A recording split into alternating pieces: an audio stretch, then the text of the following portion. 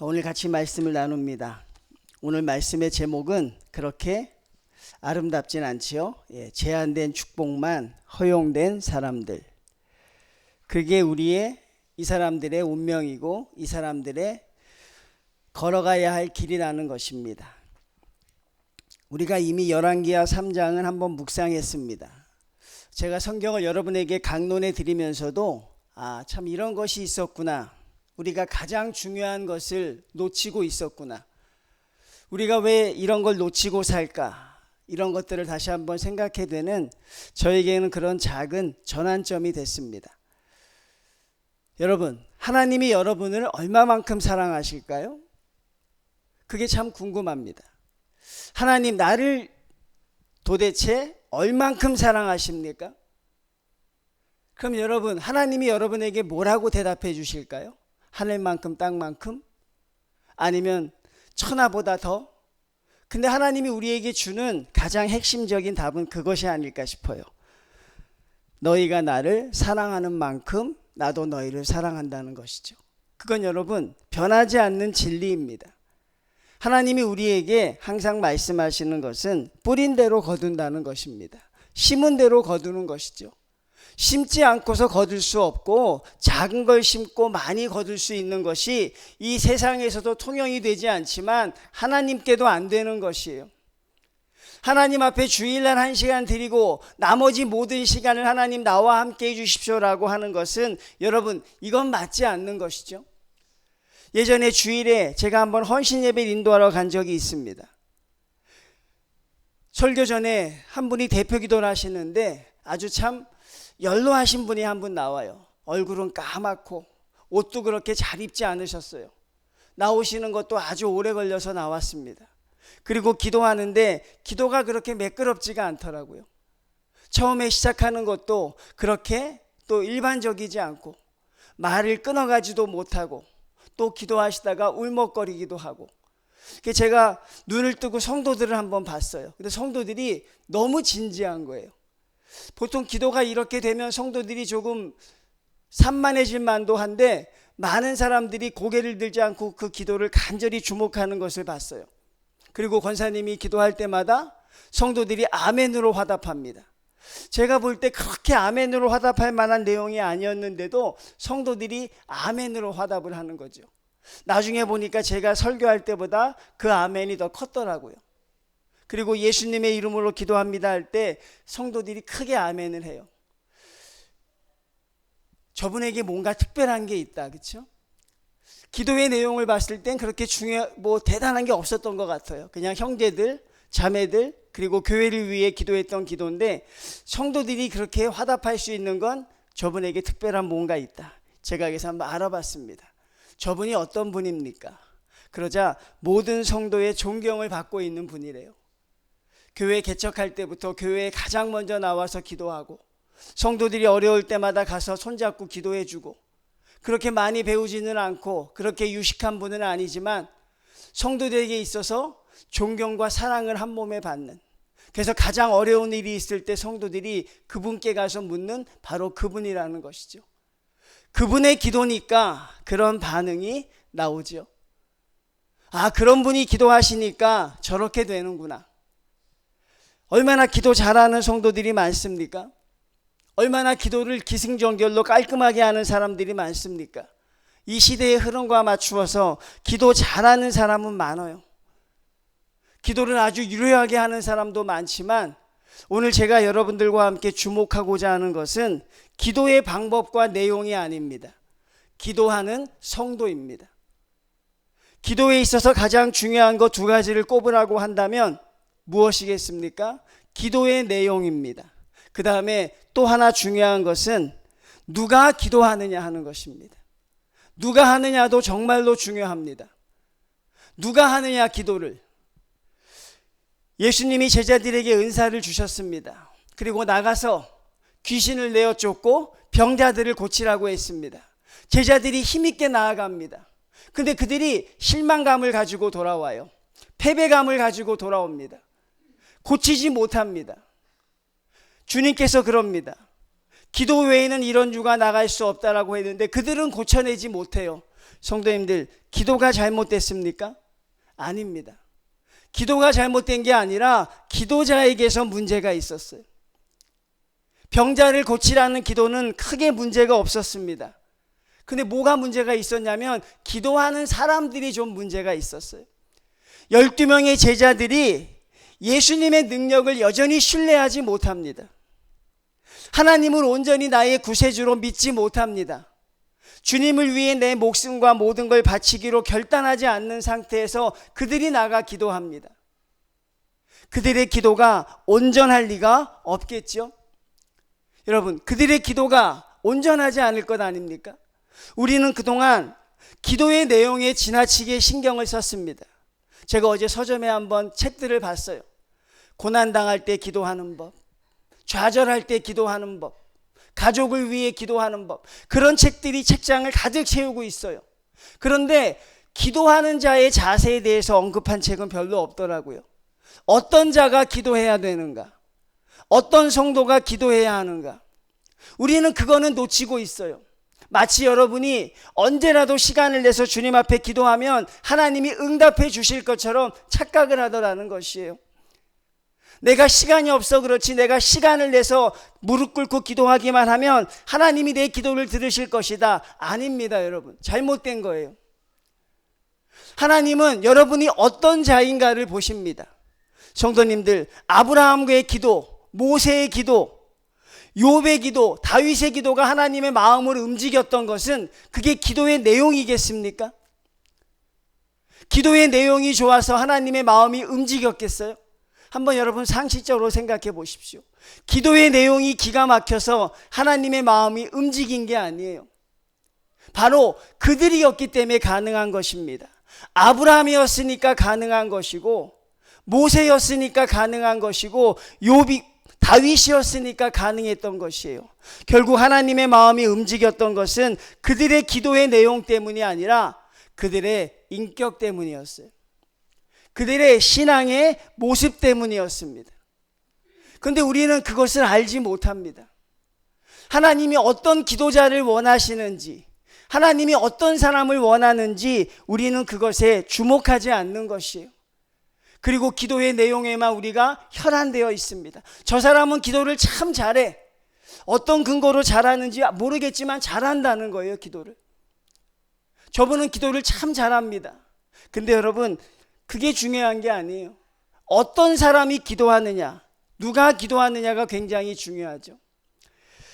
오늘 새벽에 혹시 큐티 말씀을 묵상하셨는지 모르겠어요.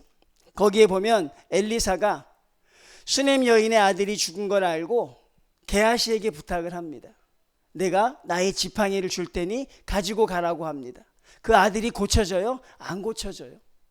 왜 안 고쳐줍니까? 게하시니까 안 되는 거예요. 게하시가 어떤 사람인데요? 지금은 어떤 사람인지 모르지만 나중에 그 사람이 어떤 사람인지를 알아요. 그 사람 안에 무엇을 품고 사는지 압니다. 그는 하나님보다 재물을 더 탐했던 사람이죠. 그런 사람이 기도하면 하나님이 기도의 능력을 온전히 허락하실 수 없는 것입니다. 여러분, 가인과 아벨이라는 사람이 등장해요, 창세기에. 가인은 농사 짓는 사람, 아벨은 양 치는 사람. 농사 짓는 사람이 당연히 농산물을 제물로 드리죠. 뭐가 문제가 됩니까? 여러분, 그게 뭐가 문제가 돼요? 내가 농사 짓는 거 내가 주님 앞에 드리는데, 내가 직장이 다르면 그 직장에서 받는 월급으로 주님 앞에 드리는데 뭐가 문제가 돼요? 아, 가인은 농산물을 바쳐서 안 됐고 아벨은 양의 피를 바쳐서 됐구나. 그렇게 접근하면 안 되는 것이죠. 그러면 모든 사람이 다 양을 치는 직업을 가져야 되는데 그렇지 않죠. 성경은 뭐라고 분명히 말합니까? 성경은 정확하게 언급해 주고 있어요. 가인과 그의 재물은 받지 않으셨다 그래요. 가인이 바친 재물은 아무런 문제가 없습니다.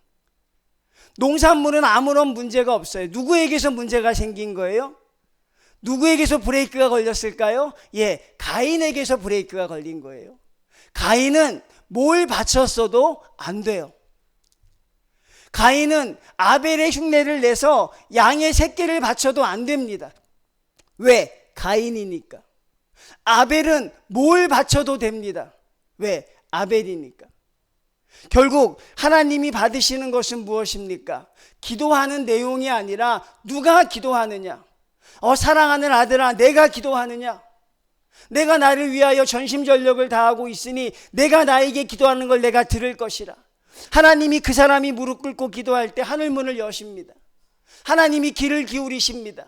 들어주기 위해 주님이 모든 걸 동원하시죠. 그런데 하나님을 위해 헌신하지 않는 사람, 하나님을 위해 내 것을 드릴 마음이 없는 사람, 그런 사람들이 주님 앞에 기도했을 때 그 능력에까지 온전한 하나님의 은혜가 임하지는 않을 것이라는 생각을 우리가 열왕기 하에서 확증적으로 할 수가 있었던 것이죠. 그런 사람은 안 된다는 것입니다. 그런 사람들에게는 하나님이 복을 주셔도 제한된 복만 주신다는 것이에요. 여러분, 오늘 등장하는 여호람이라는 사람이 어떤 사람입니까? 설명하고 있어요. 어떤 사람인지.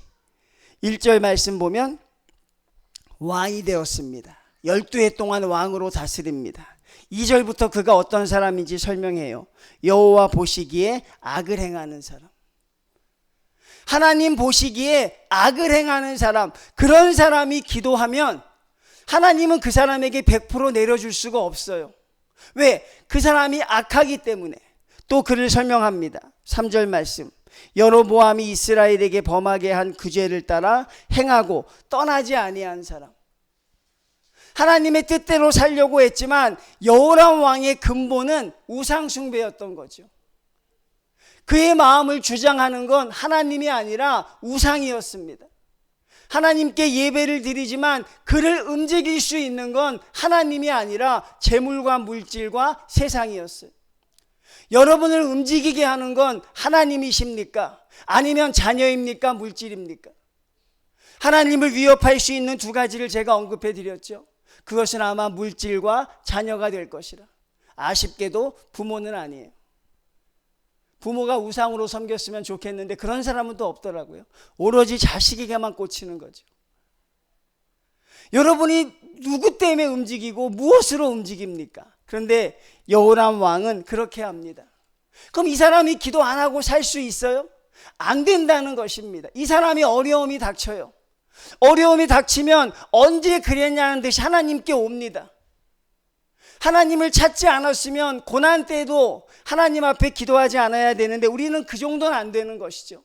내 뜻대로 살다가 내 맘대로 살다가 결국 큰 어려움이 닥치면 하나님 죽게 생겼습니다. 하나님 제발 나 좀 살려주십시오. 참 우리는 염치도 없죠. 주님 앞에 눈물 콧물 쏟으며 하나님 앞에 기도합니다. 그때 하나님이 그에게 뭐라고 합니까? 13절 한번 봅니다. 엘리사가 이스라엘 왕에게 이르되 내가 당신과 무슨 상관이 있나이까? 하나님의 말씀이죠. 여호람 왕아, 내가 너와 무슨 상관이 있느냐? 한번 증명해 달라는 것입니다. 내가 나를 위해 살았느냐? 내가 나를 위해 올인하였느냐? 내가 나를 위해 전심전력하였느냐?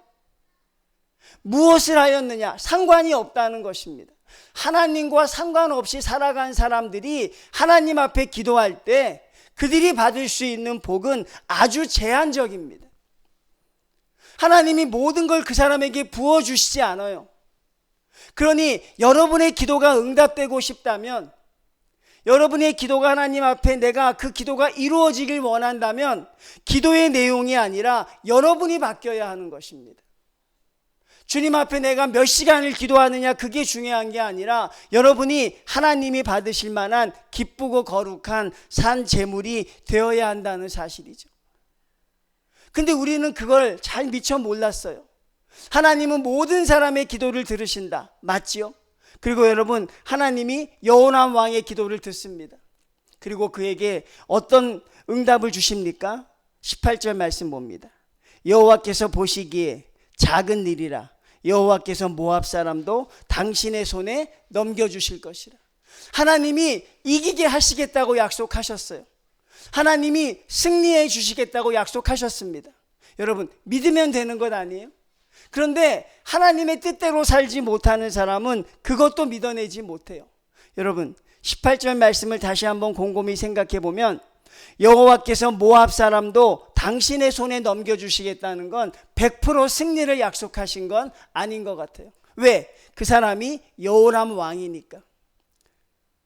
그 사람이 하나님 보시기에 악을 행했던 사람이니까.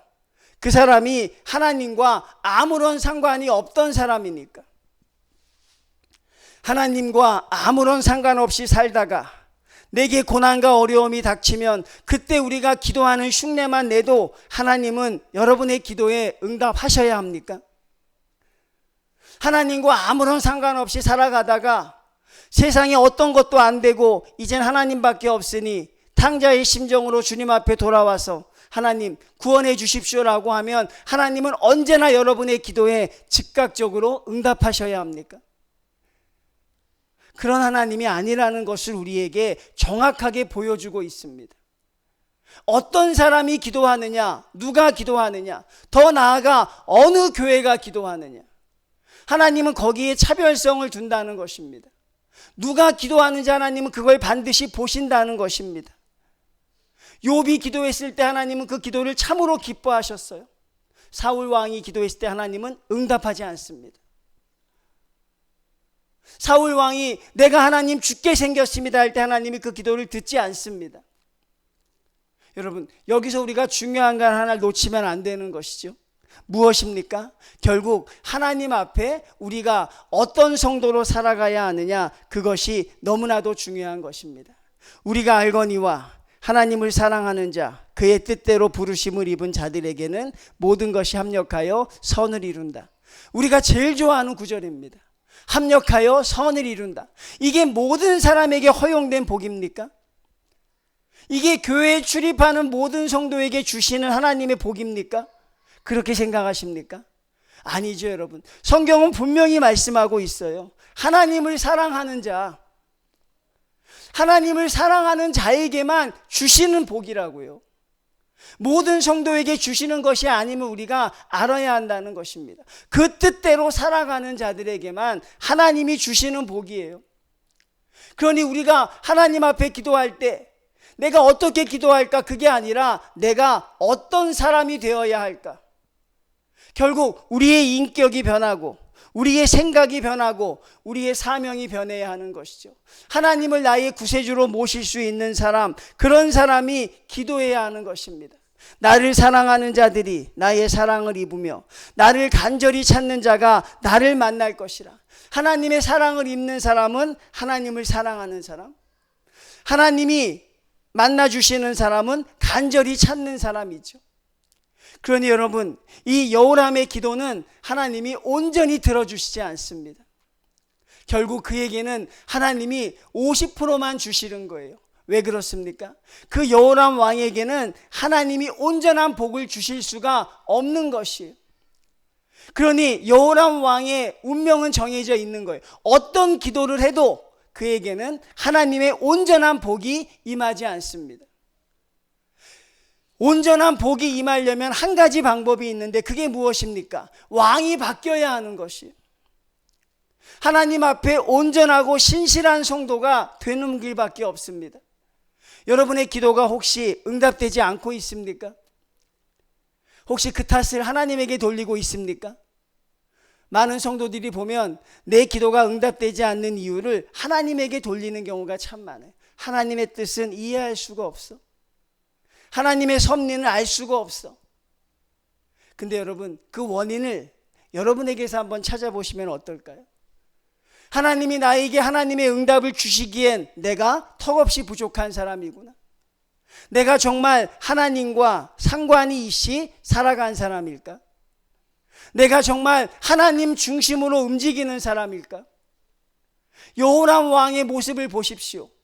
여러분, 모압이 자기를 반대하니까 제일 먼저 생각한 게 무엇입니까? 하나님이 아니었어요. 하나님과 아무런 상관이 없다고요. 그가 제일 먼저 생각한 건 무엇입니까? 남쪽 유다 왕과 동맹을 맺는 것이었어요.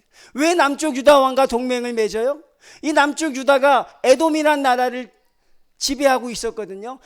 저 나라만 같이 동맹을 맺으면 남쪽 유다와 동맹을 하면 에돔으로 갈 수 있는 길도 열 수 있겠구나. 얼마나 계산적인 사람이에요. 하나님과 아무런 상관이 없어요.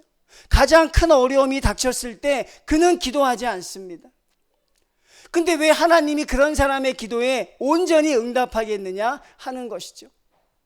내 뜻대로 살아가고 내 원대로 살아가도 하나님은 내가 기도하기만 하면 내 기도를 들어주실 것이다. 하나님 왜 내 기도를 듣지 않습니까? 왜 내 기도에 응답하시지 않습니까? 라는 주님 앞에 원망을 하기 전에 여러분의 삶을 먼저 한번 돌아보아야죠. 내가 하나님을 위해 살아가고 있는가? 여러분이 정말 하나님 앞에 헌신하며 살고 있는가? 그런데도 하나님이 과연 나에게 응답하지 않으실까? 성경의 역사를 보면 그렇게 살아갔던 사람들의 기도를 하나님이 응답하시지 않은 경우가 없어요. 하나님이 자기의 뜻을 바꾸지 않습니다. 근데 모세가 기도합니다. 하나님, 저들의 죄를 용서하여 주십시오. 하나님이 자기의 뜻을 바꿉니다. 모세를 봐서 바꿉니다. 하나님이 소돔과 고모라 성을 멸망하러 하나님의 사자를 보냅니다. 아브라함을 만납니다. 아브라함이 기도합니다. 주여, 의인 50명만 있으면 괜찮겠습니까? 누가 그런 기도를 듣겠어요? 근데 아브라함의 기도니까 들어요. 그래, 50명 해주겠다. 주여, 간절히 원하오니 45명 안 되겠습니까? 하나님은 들어주십니다. 왜 아브라함의 기도는 들으시고 하나님 왜 나의 기도는 들어주시지 않습니까? 하나님 왜 성경의 엘리야의 기도는 들으시고 내 기도는 듣지 않습니까? 그 다음에 우리에게 돌아오는 질문이 있죠. 당신이 엘리야입니까? 내가 모세입니까? 하는 것이죠. 여러분의 기도가 온전히 하나님께 응답되어야죠. 여러분의 기도가 주님이 온전히 기뻐하시는 기도가 되어야 하는 것이죠. 여러분, 그러려면 하나님 앞에 여러분들이 바뀌어야 돼요. 여러분이 하나님 앞에 선한 사람으로 변해야 합니다. 지금의 모습으로 여러분 어떻게 보면 아무리 기도해도 안 될 수 있어요. 여러분의 삶이 바뀌지 않고 생각이 바뀌지 않으면 여러분 어떤 것을 기도해도 되지 않을 수 있습니다. 그것을 우리가 열왕기하 3장에서 우리가 보고 깨닫는 것이죠. 제한적인 사람에게는 하나님의 복도 제한적일 수밖에 없겠구나. 하나님 앞에 열심히 헌신하지 못하는 사람에게 하나님이 주시는 복은 제한적일 수밖에 없겠구나. 부정하고 싶고 부인하고 싶어요. 내가 기도하면 주님이 들어주셨으면 좋겠지만 그게 하나님이 성경에 보여주신 하나님의 뜻입니다. 하나님이 어떤 사람을 사랑하는가? 하나님이 누구의 기도를 들으시는가? 우리는 먼저 거기에 집중해야 하는 것이죠. 여러분의 기도는 아주 훌륭합니다. 여러분이 드리는 기도는 하나님이 받으실 만할 것입니다. 중요한 건 과연 내가 하나님의 산 제물이냐 하는 것이죠. 온전치 못한 사람으로 주님 앞에 나아가서 기도할 때 온전하지 못한 복을 받아 누립니다. 어떤 일이 벌어집니까? 하나님이 모압 자손을 너에게 붙여줄 것이라고 합니다. 전쟁에서 파죽지세로 승리합니다. 근데 이 모압 왕이 이상한 행동을 해요. 어떤 행동을 합니까? 갑자기 자기의 아들을 제물로 바쳐요. 여러분, 아주 세상에서 막다른 자의 모습을 보여요. 그럼 우리가 그것을 봤을 때 우리 눈엔 그게 우스워 보여야죠. 우리 눈엔 그게 참으로 어리석어 보여야 되는데 이스라엘 백성이 그것을 보고 무서워합니다. 야, 저들이 아들까지 바쳤으니 이제 얼마나 무서울까 하고 그들이 각각 자기의 길로 돌아가고 마요. 왜 그렇습니까? 하나님과 상관이 없으니까. 하나님과 상관없이 살아가는 사람들은 조그만 어려움 속에서도 쉽게 하나님을 버리죠. 하나님이 그런 것을 알고 그에게 온전한 복을 주시지 않습니다. 우리가 여러분 부족한 것은 기도의 시간이 아닐 것입니다. 우리가 부족한 것은 기도의 내용이 아닐 것입니다. 우리가 부족한 것은 언제 기도하느냐가 아닐 것입니다. 정말로 중요한 질문, 정말로 모든 것이 향하고 있는 과연 내가 어떤 기도자이냐 하는 것, 여러분이 어떤 기도자이시냐 하는 것, 그게 가장 중요한 것일 것이고, 여러분을 바꾸어내지 못하면 여러분의 기도는 공허한 50%밖에 응답받지 못하는 그런 성도의 기도가 될 수밖에 없는 것이죠. 저의 말이 아니라 성경의 말씀이죠. 결국 여호람 왕은 그 왕위에서 12년 마치고 다른 사람의 칼에 의해 죽임을 당하죠. 바꾸어낼 수 있는 기회가 있었을 것으로 보입니다. 자기의 인생을 조금 더 하나님께 가까이 나아갈 수 있는 기회가 있었을 것으로 보여요. 근데 그 기회를 저버립니다. 무엇을 위해서? 우리도 마지막 때 하나님을 만납니다. 그때 우리가 제일 두려운 것은 바로 이것이죠. 내가 너와 무슨 상관이 있느냐 하는 것입니다. 내가 너와 무슨 상관이 있느냐. 하나님의 그 우리가 응답을 듣지 않는 성도들이 되셔야 하는 것입니다. 여러분, 여러분의 기도는 여러분을 변화시켜야 그게 가장 정상적인 기도입니다. 여러분이 엎드린 만큼, 여러분이 무릎 꿇은 만큼 여러분의 기도는 여러분을 변화시켜야 돼요. 여러분을 바꿔내야 됩니다. 여러분의 생각과 인격이 여러분의 기도가 그걸 바꿀 수 있어야 돼요. 그렇지 못한 기도는 온전한 기도가 아닙니다. 나를 바꾸어내지 못하는 기도가 어떻게 세상을 바꾸어냅니까? 나를 변화시키지 못하는 기도가 어떻게 온전한 기도라고 할 수 있겠습니까? 나를 바꾸지 않고 세상을 바꾸려고 하고 나를 바꾸지 않고 환경을 바꾸려고 하는 건 그건 여러분 하나님의 뜻이 아닌 것입니다. 기도 외에는 이런 유가 나갈 수 없다고 말씀하셨던 주님의 탄식을 들어야 합니다. 여러분의 기도는 반드시 응답되셔야 할 줄로 믿습니다. 여러분의 기도는 반드시 응답되셨으면 좋겠습니다. 여러분에게 한번 집중해 보십시오. 나에게 한번 집중하셔서 나에게 여호람 왕 같은 모습이 없는가? 하나님의 성도라고 하지만 여전히 나를 움직이는 것은 하나님이 아니라 이 세상이 아닌가? 여전히 나의 눈물을 흘리게 하는 건 주님의 십자가가 아니라 나의 안타까운 일들이 아닌가? 우리는 거기에 주목해야 하는 것이죠. 기도하지 않으면 예수님의 사랑을 깨달을 수 없습니다. 기도하지 않으면 하나님의 사람으로 살아갈 수 없어요. 그리고 마지막 때에 여러분의 기도는 하나님 앞에 응답되지 않는다는 것입니다. 사랑하는 성도님들, 하나님 앞에 앞으로 기도하실 때 여러분을 조금씩 바꾸어 갈 수 있기를 바랍니다. 하나님이 여러분의 기도를 기뻐하실 수 있기를 바랍니다. 여러분이 주님 앞에 아버지여 이름만 불러도 하나님의 마음을 여실 수 있는 그런 성도가 되기 위하여 여러분에게 있어 중요한 것은 기도하는 1시간이 아니라 기도하지 않는 23시간이 중요한 것이고, 주님 앞에 예배드리는 이 주일 이 1시간이 중요한 것이 아니라 월요일부터 토요일까지 하나님의 성도로 살아갈 수 있는 그 삶도 얼마든지 중요할 수 있다는 것, 그것을 깨닫고 하나님 앞에 제한된 축복이 아니라 하나님 앞에 한정된 은혜가 아니라 주님이 주시는 폭포수와 같은 은혜, 쏟아주시는 이른 비와 늦은 비와 같은 은혜를 흠뻑 누릴 수 있는 믿음의 성도들 다 되시기를 주님의 이름으로 축원을 드립니다.